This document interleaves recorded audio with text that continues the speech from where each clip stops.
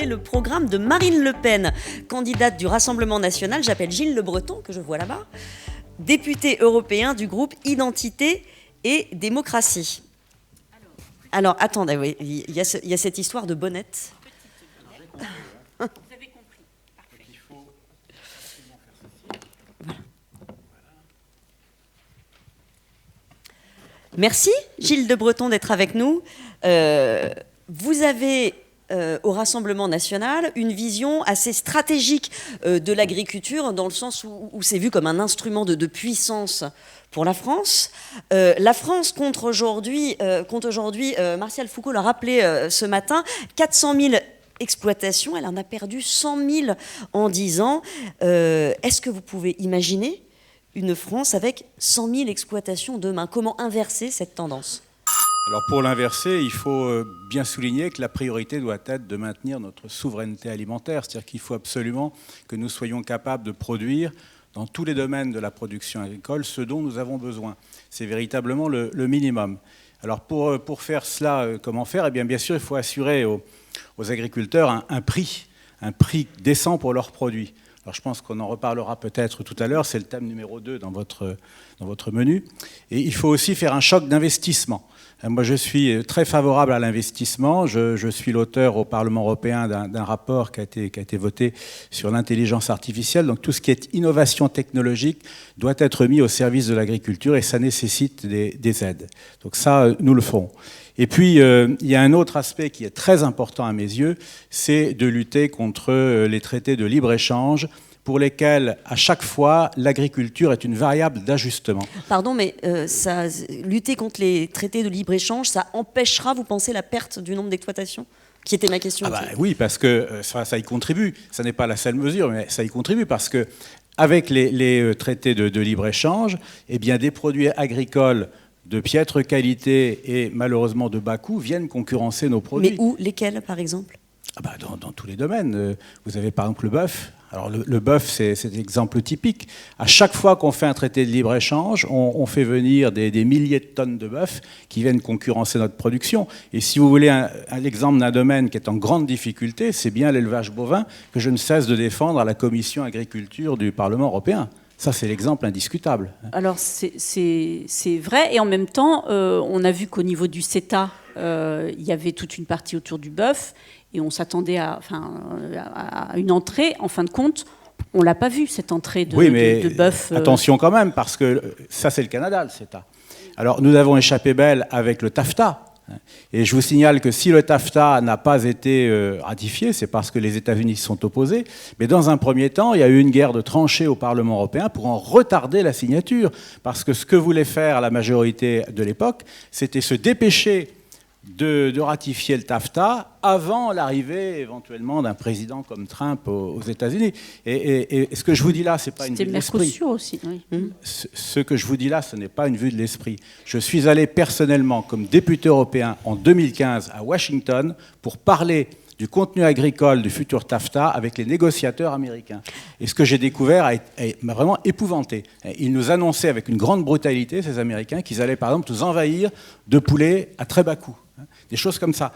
Et quand je suis revenu, j'ai tiré la sonnette d'alarme. Et je n'étais pas seul, on était 7 groupes différents.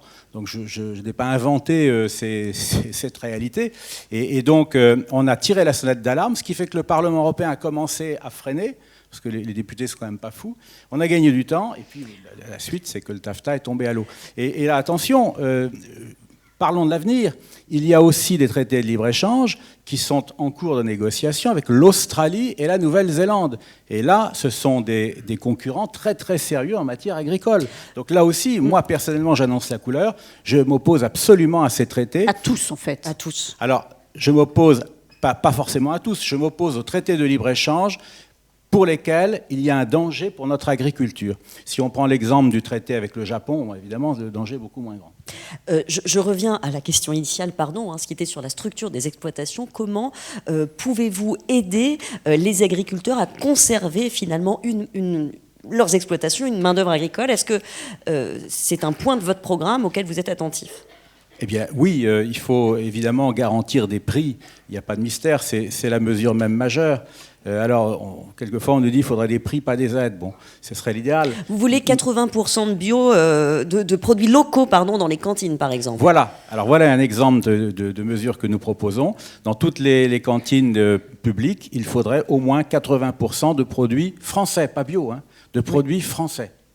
Et donc, ça encouragerait les circuits courts, ça encouragerait ce que nous appelons le localisme, et je crois qu'en plus, ça correspond aux attentes des Français, puisque d'après l'étude du Cevipof qui vient de nous être présentée, les Français sont en attente de cela. Il faudrait aussi un étiquetage obligatoire pour tous les produits, y compris les produits transformés, afin que les consommateurs puissent choisir en toute connaissance de cause le produit qu'ils vont consommer.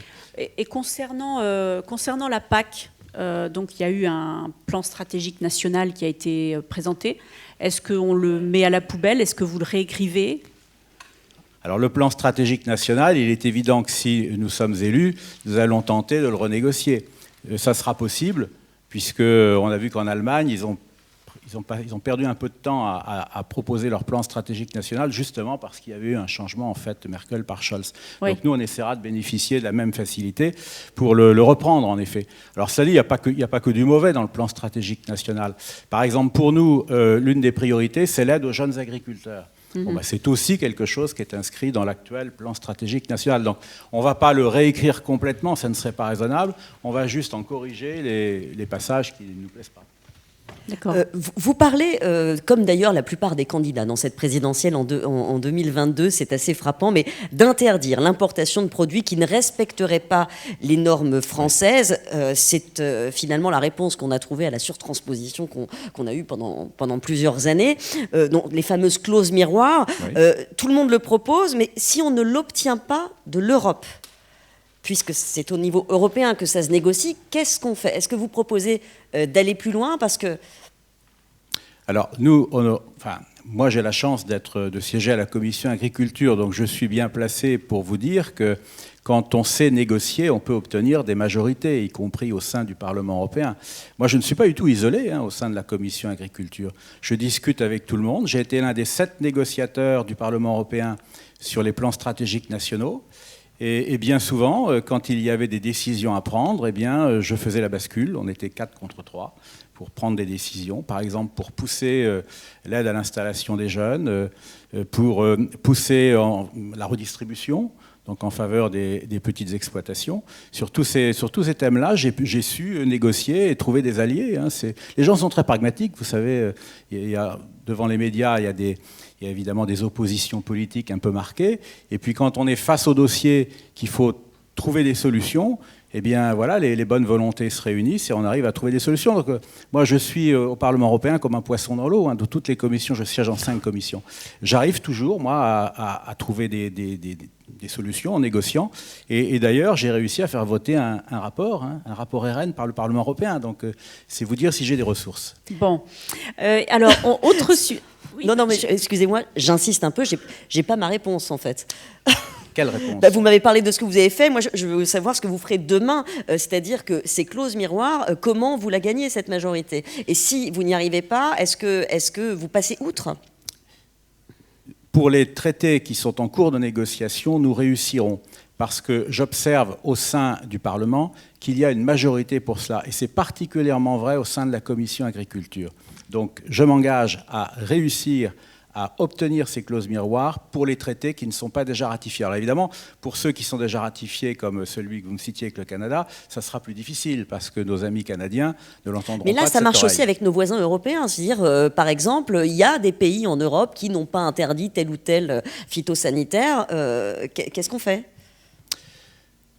Alors ça, c'est un autre problème. Ça n'est plus le problème des traités de libre-échange. Mais non, c'est alors, en ce qui concerne... interdire les produits qui ne respectent pas les normes françaises. Ça marche aussi en Europe ? Alors, tant que nous sommes dans le marché commun, nous ne pouvons pas, comme ça, interdire des produits européens. Nous sommes bien d'accord.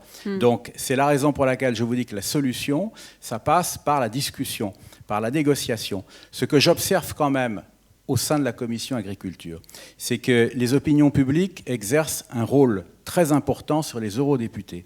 Et que, vous le savez bien, il y a par exemple vis-à-vis des produits phytosanitaires une forte attente que nous les diminuions. D'ailleurs, il ne s'agit pas de les supprimer complètement, puisque... D'ailleurs, il n'y a pas grand-chose dans votre programme sur cette thématique-là. Alors, attendez, parce que le programme détaillé en matière d'agriculture n'est pas encore sorti, je vous signale. Donc, vous ne pouvez pas le dire, ça. Oui, je suis en train de le mettre au point. Il va être annoncé pour le Salon de l'agriculture. Donc, on est en train de faire les derniers arbitrages. Et ça sera, croyez-moi, très complet. Donc, sur les phytosanitaires, Alors, sur les produits phytosanitaires, puisque vous me posez la question, nous ne pouvons pas nous permettre de les supprimer sans solution raisonnable. Voilà, c'est ce que nous avons dit aux agriculteurs, puisque j'en rencontre beaucoup. Ils m'invitent à aller visiter leur ferme, bien souvent. Et donc, je suis parfaitement au courant de cette exigence. Il ne faut pas sombrer dans l'angélisme. Bien sûr que dans un monde idéal, il ne faudrait pas de produits phytosanitaires, mais on en a besoin. Pour l'instant, on ne peut pas faire autrement. Et en ce qui concerne le bien-être animal, est-ce que vous êtes aussi, est-ce que vous allez aussi loin que certains sur l'interdiction d'élevage en cage C'est quoi votre position sur ce sujet-là ? Là encore, il faut progresser prudemment. Il y a une forte attente de l'opinion publique sur le bien-être animal. Il y a d'ailleurs un rapport, qui est le rapport de Serle, qui va être voté là très prochainement sur le bien-être animal. Nous allons voter en faveur de ce rapport, sachez-le. Pourquoi ? Parce que c'est un rapport raisonnable qui fixe des objectifs vers une amélioration progressive du bien-être animal, mais en essayant de ne pas brusquer les exploitations. Et notamment, pour vous donner un exemple, il y a une disposition que j'approuve chaudement dans ce rapport, c'est la disposition qui préserve nos élevages d'oies et de canards pour la production de foie gras. D'accord. Pour nous, ça n'est pas incompatible avec le bien-être animal, puisque ces animaux restent en plein air pendant 90% de leur existence. Donc il faut avoir une conception du bien-être animal qui reste raisonnable, qui ne remet pas en cause nos traditions. Mais justement, quelle est votre conception ? Vous êtes pour des animaux en plein air ? C'est quoi pour vous le bien-être animal ? Alors, le bien-être animal, c'est aller progressivement vers l'élimination des cages quand c'est possible, puisque là encore, des études nous montrent qu'à vouloir trop bien faire, on peut créer du mal-être animal lorsqu'on supprime les cages pour certaines espèces, donc il faut être très nuancé. Mais oui, en gros, c'est essayer de donner le maximum de place aux animaux pour qu'ils puissent s'ébattre, enfin... Ok, et c'est quoi votre position concernant les NBT dont on a parlé tout à l'heure ? Les nouvelles techniques. Exactement. Alors, nous faisons la distinction entre les OGM, nous sommes contre les OGM, et ces nouvelles techniques, qu'on appelle parfois nouvelles techniques génomiques, pour lesquelles nous avons des rapports à la Commission de l'agriculture qui tentent à essayer de démontrer que c'est différent des OGM. Donc, effectivement, si ce ne sont pas des OGM, nous sommes prêts à les envisager. En tout cas, c'est la position vers laquelle pousse à l'heure actuelle la Commission européenne. D'accord. Et concernant le bio, donc tout à l'heure vous disiez, voilà, il ne faut pas être dogmatique. Est-ce qu'il faut consommer des produits bio en priorité, quelle que soit l'origine, ou au contraire l'idéal pour moi, c'est le bio français, indiscutablement, je ne vais pas vous dire le contraire. Après, le bio en général, quelle position sur le bio ? Nous y sommes évidemment favorables. Nous souhaitons développer le bio, mais en revanche, nous sommes très inquiets par le plan Farm to Fork, de la ferme à la fourchette, qui veut aller trop vite, à mon sens. Fixer comme objectif à l'horizon 2030 25% de bio, ça me semble aller un peu vite en besogne, puisque d'après les derniers chiffres du ministère de l'Agriculture, nous sommes à 9 en ce moment en France. Oui, donc ça vous semble trop rapide ? C'est trop rapide. Et puis il faut s'assurer qu'il y ait des débouchés aussi, parce que c'est bien joli, mais certains produits bio comme le lait, par exemple, a du mal à trouver des débouchés à l'heure actuelle en France. Donc vous voyez, il faut bien sûr faire progresser le bio, mais il faut s'assurer aussi qu'il y aura des débouchés. Sans ça, on va faire le malheur de nos agriculteurs.